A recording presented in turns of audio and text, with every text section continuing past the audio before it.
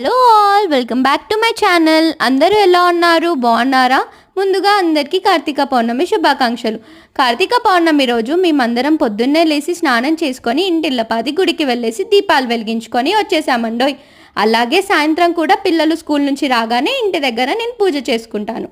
తులసమ్మ దగ్గర తులసమ్మలో చిన్న ఉసిరి చెట్టుని నాటి అక్కడ 360 వత్తులను వెలిగించి అందరికీ వచ్చిన వాళ్ళ ముత్తైదువులందరికీ పసుబొట్టు ఇస్తానండోయ్.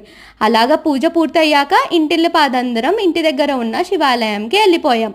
శివాలయం దగ్గర కూడా వత్తులు వెలిగించి అక్కడ ఉన్న పంతులు వారికి మేము దీపదానం ఇచ్చేసామండోయ్. ఇలా మేము మాకు కార్తీక పౌర్ణమి సెలబ్రేట్ చేసుకున్నాం. మరి మీరెలా కార్తీక పౌర్ణమి సెలబ్రేట్ చేస్తారో కామెంట్ చేసేయండి. మరి ఒకసారి అందరికీ కార్తీక పౌర్ణమి శుభాకాంక్షలు.